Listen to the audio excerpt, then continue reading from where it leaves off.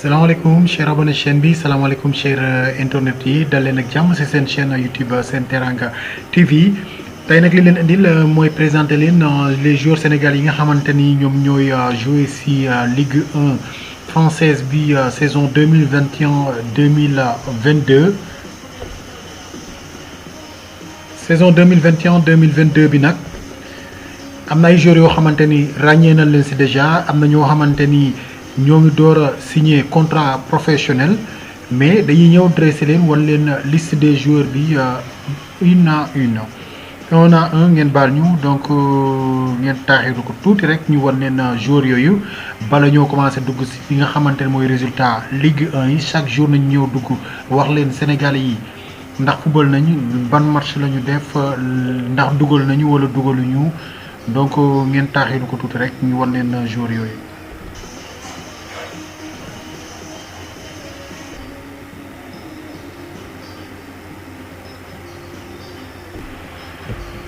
tout d'abord nag dañuy commencer ci équipe bi nga xamante ni mooy équipe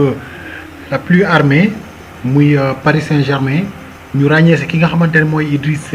Gana Gueye doon milieu terrain foofu Paris nag ren ji danañu naqari gagné lool vu que ñoom tam ñooy vice champion de France ci ginnaaw Lille mi ko jël année passée. kon ñu ràññee ci ki nga xamante mooy Idrissa Gana Gueye déjà pour Paris Saint-Germain ensuite ñu ràññee ci ki nga xamante ni mooy Abdou Diallo muy deuxième joueur sénégalais au PSG moom nag mën na jouer comme latéral comme mën na jouer ci axe central bi donc il a ses chances aussi d'être souvent titulaire ou bien d'être remplaçant vu équipe bi nga xamante ni moom la ñu am cette année-ci. Le champion en titre di Lille am nañ fa benn joueur sénégalais du nom de Cheikh Niass doon benn milieu terrain boo xamante ne aussi bu xarañ la mën nañ koy xaar di seet ndax souvent dina jouer ou pas mais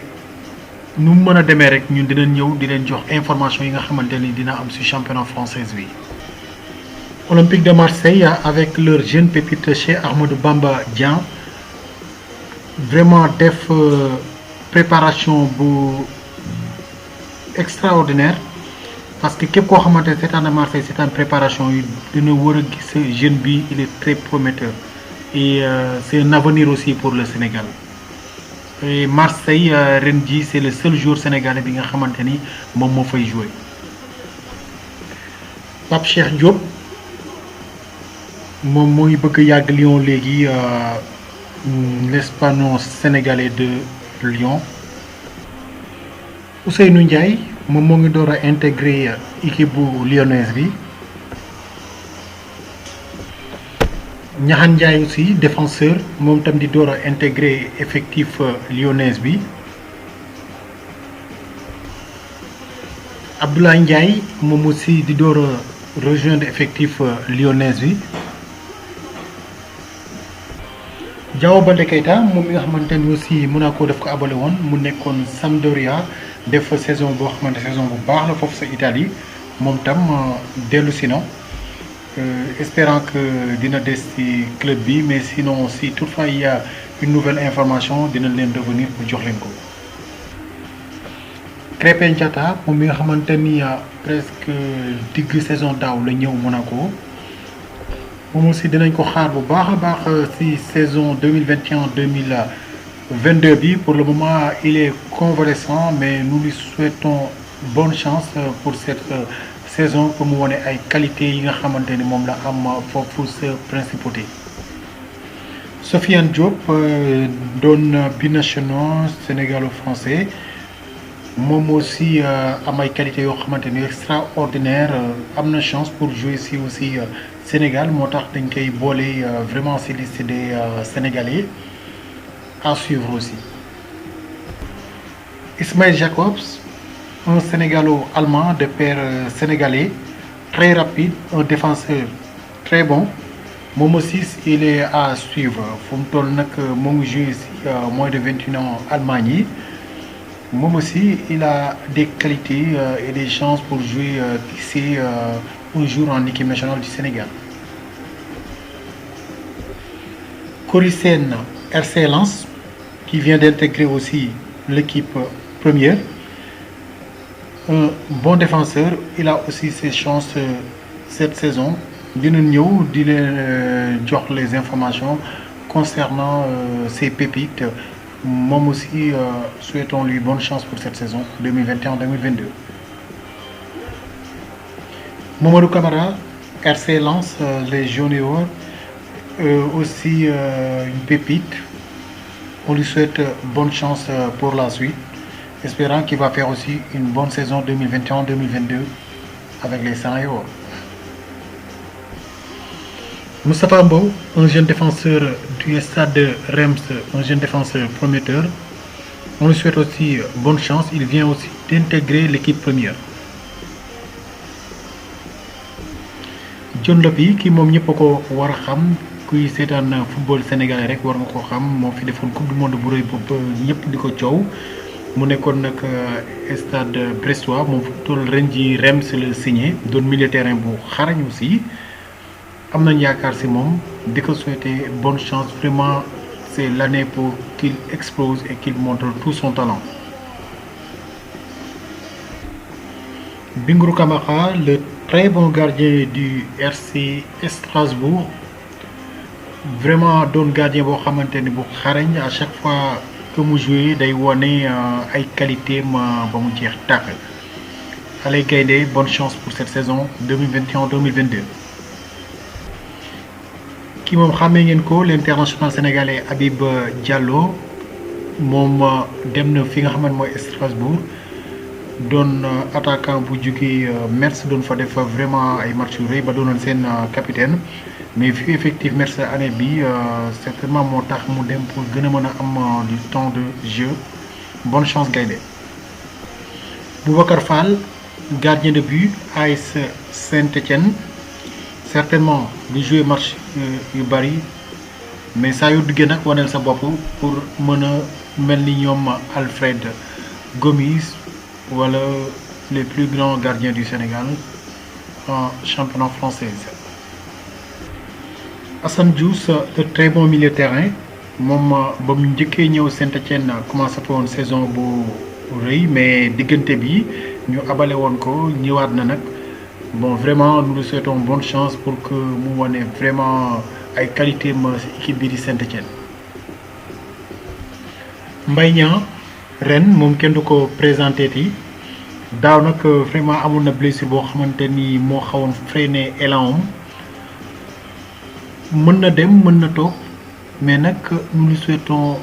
bonne chance pour cette saison pour que vraiment mu exposer wane toutes ses qualités d'attaquant, de vitesse et tout. Mbaye Niang ren. Alfred Gomis moom nar a ñëw def deuxième saison fii di ren dina am nag vraiment concurrence ak Saline mais nag Gaïndé nous te souhaitons bonne chance pour que nga gën a wane sa qualité yi nga daan wane Espal daan ko wane si équipe yi nga jaar foofu sa France. Donc bonne chance Gaïndé pour la saison 2021-2022. dañuy ñëw nag commencé si équipe bi ëpp ay représentants sénégalais si Ligue 1 française saison bi équipe boobu du kenn ku dul Metz FC comme ni ñu xamee Metz ak waa Génération Foot ñoom ñaar li leen lié ba seen joueurs yu bari yu jógee Génération Foot dañuy ñëw di jouer si fii di Metz. Kii gardien de but la Ousmane Ba la tudd moom day door a intégré. Aussi bonne chance à lui pour une belle saison, espérant que dina am chance pour góolu quelques matchs. Lamine Gueye aussi moom tam Metz la nekk mu doon beneen Sénégalais parmi les 7. Bonne chance Gaïndé pour cette saison 2021-2022. Pape Thiaga Yade parmi les 7 Sénégalais du FC Metz. Un très bon milieu de terrain. Bonne chance Gaïndé pour la saison 2021-2022. Cheikh Tidiane Sabali, un très bon milieu de terrain, attaquant aussi. Képp ku doon seetaan Ligue 1 sénégalaise war nga ko xam ci Génération Foot mu doon benn jour boo xamante ni vraiment ku koy seetaan muy jouer doo bëgg match bi jeex vraiment il est très bon il est très bon c'est un joueur à suivre espérons qu'il aura ses minutes pour montrer son talent et être un des Sadio Mané parce que qualité jeu c'est comme si c'est la qualité de jeu de Sadio Mané nous lui souhaitons bonne chance que ces minutes qu'il aura la chance de jouer mu wane si loo xamante ne vraiment ce sera apprécié par tous les supporters metsois et aussi médecins aussi par la Ligue 1 bonne chance gaynde Cheikh Tidiane Sabali. Pape Matar Sarr il n'est plus à présenter lui ñëpp a ko xama vraiment mu yor qualité footballistique yoo xamante ni c'est extraordinaire c'est extraordinaire vraiment envie di ko xool muy jouer téye bal rek la ñu am quoi bon voilà le Lion bon on te souhaite bonne chance fu mu toll nag saison bi si nga gën a war a mën a wane say qualité pour gën a yokk sa prix gën a mën a yokk sa valeur bonne chance gaynde très bonne saison avec les ces Mets Pape Matar Sarr. Opanguet moom nag vraiment blessure tardeel na ko daaw vraiment nous souhaitons que blessure yi ko daloon du ko dalati ba mu mën a jouer saison bi yëpp sans aucune égratignure très bonne saison gaynde et espérant te revoir en équipe nationale bonne chance pour cette saison 2021-2022 Opanguet. Ibrahima Niane un autre joyau de Génération Foot vraiment daaw mu wane saison boo xamante ni saison pleine saison boo xamante ni bu dul woon blessure da ko doon joxanteeg Mbappé bu baax ci wàllu bii mais malheureusement blessure moo mujjee freiné élan moom dafa bokk ci joyau Génération Foot joyau kii di Madi Touré vraiment nous lui souhaitons encore une très belle saison sans pour autant que muy am blessure pour wane qualité yi mu am yépp parce que moom tam war naa weesu fii ni ñu wane yëpp ñu nekk FC Metz les 7 ils ont leur chance vraiment de montrer de très belles choses cette année kii mooy Ibrahima Niane donc voilà mu nekk dernier jour merci donc dañu ñëw wan leen ki nga xamante ni mooy dernier jour Ligue 1 parmi les 31 yi nga xamante ni moom la ñu cité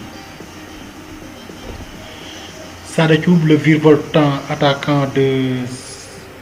d'Angers moom tamit dina wanewaat boppam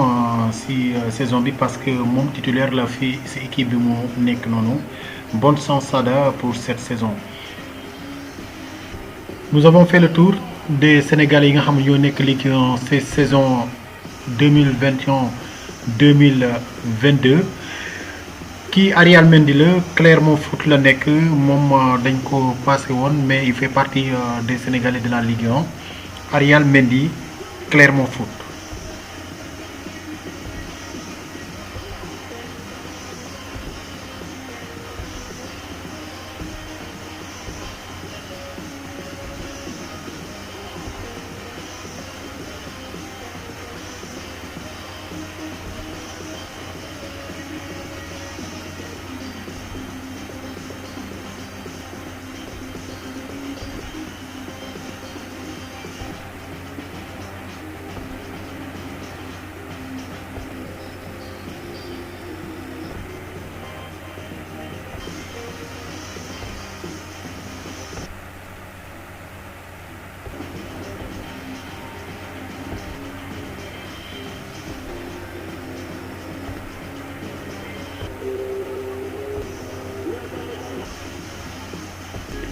saison Ligue 1 bi nag moom